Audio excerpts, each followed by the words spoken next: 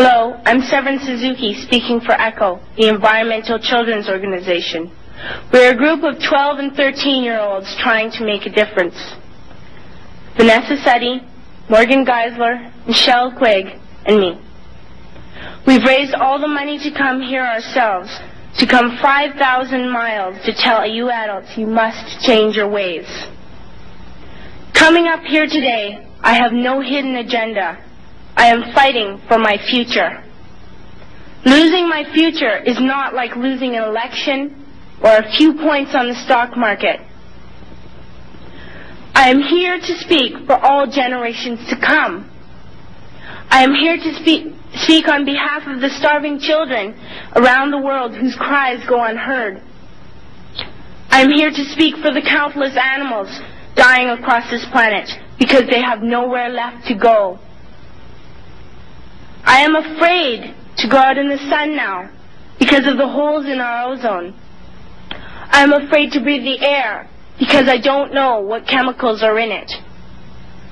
I used to go fishing in Vancouver, my home, with my dad, until just a few years ago we found the fish full of cancers. And now we hear of animals and plants going extinct every day, vanishing forever. In my life, I have dreamt of seeing the great herds of wild animals, jungles and rainforests full of birds and butterflies. But now I wonder if they will even exist for my children to see. Did you have to worry of these things when you were my age? All this is happening before our eyes, and yet we act as if we have all the time we want and all the solutions. I'm only a child, and I don't have all the solutions. But I want you to realize, neither do you. You don't know how to fix the holes in our ozone layer. You don't know how to bring the salmon back up in a dead stream. You don't know how to bring back an animal now extinct. And you can't bring back the forest that once grew where there is now a desert. If you don't know how to fix it, please stop breaking it. Here, you may be delegates of your government, business people, organizers, reporters, or politicians, but really, your mothers and fathers, sisters and brothers, aunts and uncles, and all of you are someone's child. I'm only a child, yet I know we are all part of a family, 5 billion strong. In fact, 30 million species strong. And borders and governments will never change that. I'm only a child, yet I know we are all in this together and should act as one single world towards one single goal. In my anger, I am not blind, and in my fear, I am not afraid of telling the world how I feel.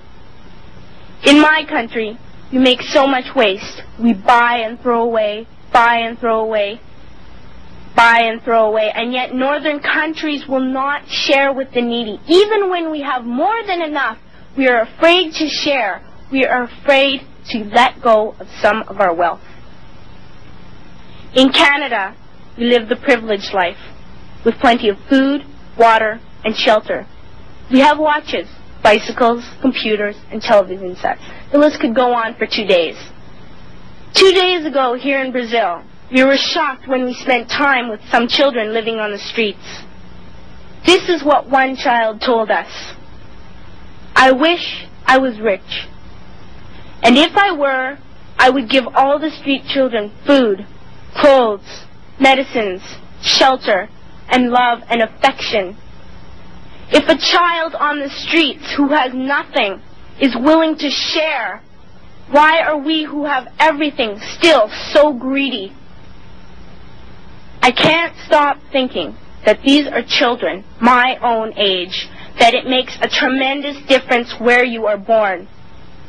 That I could be one of those children living in the favelas of Rio. I could be a child starving in Somalia, or a victim of war in the Middle East, or a beggar in India. I am only a child, yet I know if all the money spent on war was spent on finding environmental answers, ending poverty, and finding treaties, what a wonderful place this earth would be. At school, even in kindergarten, you teach us how to behave in the world. You teach us not to fight with others, to work things out, to respect others, to clean up our mess, not to hurt other creatures, to share, not be greedy. Then why do you go out and do the things you tell us not to do? Do not forget why you are attending these conferences, who you're doing this for. We are your own children. You are deciding what kind of a world we are growing up in. Parents should be able to comfort their children by saying, everything's going to be all right. It's not the end of the world. And we're doing the best we can. But I don't think you can say that to us anymore. Are we even on your list of priorities? My dad always says, you are what you do, not what you say. Well, what you do makes me cry at night. You grown-ups say you love us, but I challenge you, please, make your actions reflect your words. Thank you.